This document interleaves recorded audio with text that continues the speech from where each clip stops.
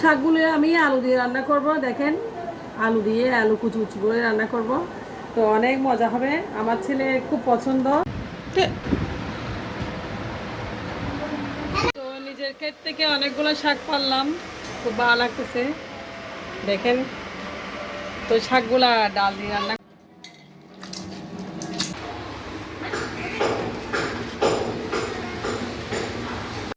Hello guys, আসসালামু আলাইকুম, welcome back to my channel. চলে আসলাম আপনার সাথে ছোট্ট একটা ব্লগ নিয়ে। আমি আমার ডেইলি লাইফ স্টাইলের যদি ব্লগ ভিডিওটা ভালো লাগে, আশা করি আপনারা আমার চ্যানেলটা সাবস্ক্রাইব করে পাশে থাকবেন। আর পাশে থাকা বেল বাটনে ক্লিক করে রাখবেন, যাতে পরবর্তী ভিডিও আপনাদের কাছে খুব দ্রুত চলে যায়। তো সকালটা হয়ে গেছে, সকাল থেকে শুরু হয়েছে বৃষ্টি, তো খুবই ভালো লাগতেছে। আর এরকম সবুজ দেখতে আমার খুব বেশি ভালো লাগে। এখন হচ্ছে সকাল 8টা। তো আমি 8টায় আজকে ঘুম থেকে উঠেছি, অনেক দেরি হয়ে গেছে, আরও একটু আর্লি উঠে যাই। তো আপনাদেরকে দেখাচ্ছি কীভাবে বৃষ্টি পড়তেছে, ঝুম বৃষ্টি পড়তেছে। সকালে একটু বাইরে গেছিলাম আমি হাঁটতে, এই একটু আগে। তো হেঁটে এখন আসলাম, প্রায় 8টা বেজে গেছে।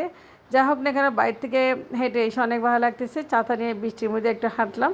তো কিছু বাজারও নিয়ে চলে আসলাম, আলু নিয়ে আসলাম কিছু বাচ্চাদের জন্য, যেহেতু জ্বর পড়তেছে বৃষ্টিতে। তরকারি সবজি অনেক দাম হয়ে গেছে। তো আমরা যারা মধ্যবিত্ত ফ্যামিলি আছি, আমরা আসলে খুব হিসাব করে চলি। তো যা হোক, চিন্তা করে আলু নিয়ে আসলাম বাসায়, যেহেতু ডালও রয়েছে বাসায়, মসুর ডাল রয়েছে। তো আলু এবং মসুর ডাল দিয়ে আজকে চলে যাবে কোনো মতে। ডিমও নিয়ে আসছি কিছু। তো বাজারে যাওয়ার কোনো পন্থা নেই, যেহেতু চারিদিকে পানি এবং বৃষ্টি। যা হোক, আল্লাহ যেটা করে ভালোর জন্য করে।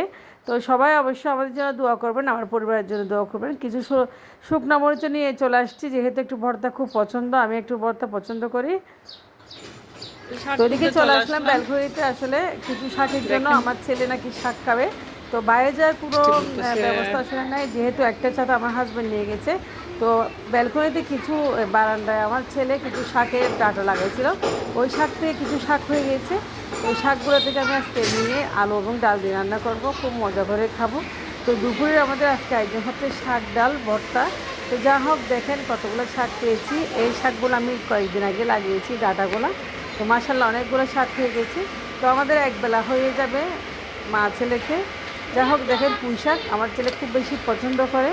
আমি আরও পুঁই শাক গতকাল আমাদের বাসা থেকে আনে লাগিয়েছি, আমার ভাবির থেকে নিয়ে। দেখেন ভাবি কতগুলো ছাদে পুঁই শাক লাগিয়েছিল, ওখান থেকে অনেক পুঁই শাক নিয়ে আসছি, দেখেন কতগুলো। তো পুঁই শাকগুলো আমি তুলে ফেলেছি, যা যা পেয়েছি, বেশ কয়েকটা পুঁই শাক পেয়েছি। আর আমার এখানে মিষ্টি কুমড়ো চারাগুলো আসলে মরে গেছে, যেহেতু আমি বাসায় ছিলাম না, বাড়িতে ছিলাম। তো এগুলো আসলে পানির কারণে মরে গেছে, অতিরিক্ত পানি যেহেতু বৃষ্টি পড়েছে। তো যা হোক, শাকগুলো কেটে নিয়েছি, খুব ফ্রেশ একদম গাছের তাজা শাক। আসলে কার কার খেতে পছন্দ হয়, আমার তো খুব সুন্দর লাগে। আর পুঁই শাকগুলো আমার ছেলে খুব বেশি পছন্দ করে। এদিকে আমি পুঁই শাকগুলো কাটার জন্য বসে গেছি, যেহেতু রান্নাঘরে একটু আসলে বসা যায় না, তো সেহেতু ড্রয়িং রুমে বসেছি। রান্নাঘরে একটু অন্ধকার হয়ে গেছে, আর এখন বৃষ্টি, খুব বৃষ্টি পড়তেছে, সব দিকে অন্ধকার। তারপর আলু দিয়ে, আমি কয়েকটা আলু দিয়ে আজকে এই শাকগুলো রান্না করব, আলু এবং কয়েকটা ডাল দিয়ে খুব মজা করে খাবো। তো আমার ছেলে পুঁই শাক খুব বেশি পছন্দ করে, আসলে পুঁই শাক করে সে আর কিছুই খুঁজে না। তা ও বলতেছে ডিমও রান্না করতে হবে না আমার ছেলে। তো আমি ডিম রান্না করার কথা ছিল, ডিমও রান্না করতেছি না। তো এই পুঁই শাক দিয়ে আসলে কোনো মতে আমাদের চলে যাবে একবেলা। তো রাত্রে রান্না করবো আবার। তো পুঁই শাকগুলো আমার কাটতে আসলে খুব মানে ভালো লাগতেছে, যেহেতু নিজের গাছের কয়েকটা শাক আর বারান্দায় লাগিয়েছি শাকগুলা। তো একবেলা হয়ে গেছে, মাশাল্লাহ আমরা দুজনে হয়ে যাবে। আমার মেয়েও খায়, সে একটু কম খায়, আমরা একটু বেশি খাই। আমার মেয়ে শাক একটু ভাজা শাক পছন্দ করে, ঝুল শাক খুব কম পছন্দ করে। চলে আসলাম রান্না করে, আলু এবং কেটে নিয়েছি, আর কিছু মসুরের ডাল ভিজার দিয়ে রেখেছি। আলু এবং এই মসুরের ডাল দিয়ে আমি আজকে শাকটা রান্না করব। দুর্দান্ত মজার হবে, আসলে খেতেও খুব ভালো লাগবে। দেখেন খুব সুন্দর করে আলুও কুচি কুচি করে নিয়েছি।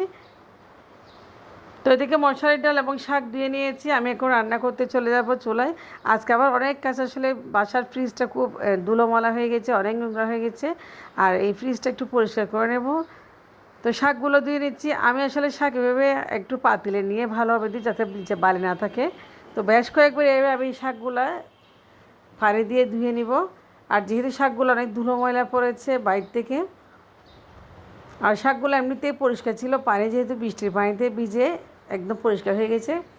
তো দেখেন বেশি করে পানি দিয়ে শাকগুলো ধুয়ে নিয়েছি। তো আজকের বাজার আসলে কীরকম সবজির দাম যায় না, বেরও হয় নাই। তো সবজি বৃষ্টি পড়লে দাম বেশি বেড়ে যায় আসলে। তো একটা শাক দেখেছিলাম গতকাল, বেড়েছিলাম 40 টাকা বলেছে। আসলে কি আর করা, বর্তমানে শাকের দাম সবজির চেয়ে বেশি হয়ে গেছে। তো একটা পেঁয়াজ দিয়ে ফোড়ন দিলাম, দেখেন আমি খুব অল্প একটু তেল দিলাম, বেশি তেল ব্যবহার করে নেই। তো এখন তেলে দিয়েছি, পেঁয়াজটা একটু ভেজে দিয়েছি এখানে মসুরের ডাল আর আলু। তো শাক রান্নাটা আসলে খুবই মজা, একটু হলুদ মরিচ দিয়ে ভালো একটু কষিয়ে নেব লবণ দিয়ে।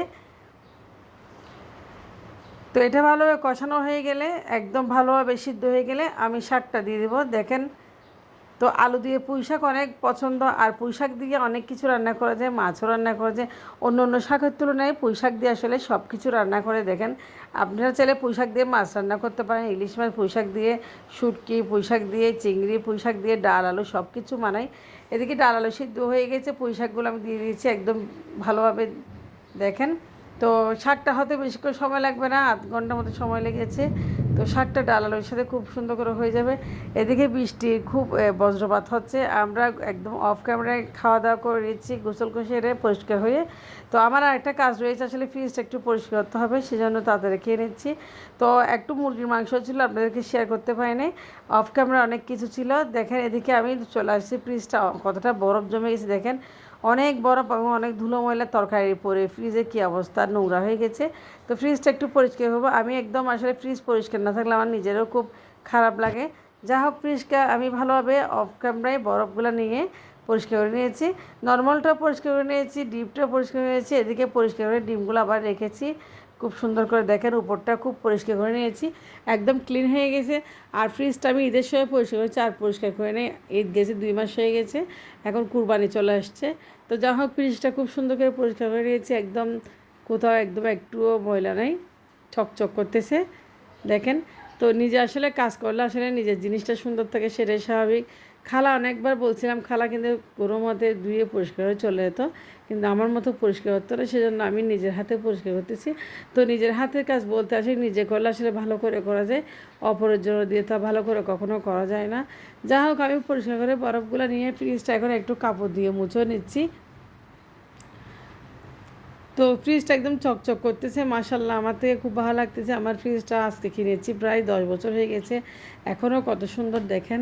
তো যা হোক, আর একটি বছর ব্যবহার করলে ফ্রিজটা যদি ভালো ব্যবহার করতে না পারে আর সেল করে দেবো। যা হোক না, এড়িয়ে চলে আসলাম আবারও খেয়ে দিয়ে একদম ফ্রেশ হয়ে। তো বৃষ্টির কী অবস্থা দেখেন আপনারা, তো বৃষ্টি একটু থামছে, মোটামুটি এখনও পড়তেছে। তো এখন একটু রেস্ট করব, কারণ আবার সব কাজ শেষ হয়ে গেছে। যা হোক না কেন, আপনাদের সাথে ডেইলি লাইফস্টাইল ভিডিওগুলো শেয়ার করি। তো সবাই লাইক করতে ভুলবেন না, চ্যানেলটি সাবস্ক্রাইব করে পাশে থাকবেন। আল্লাহ হাফেজ, আসসালামু আলাইকুম।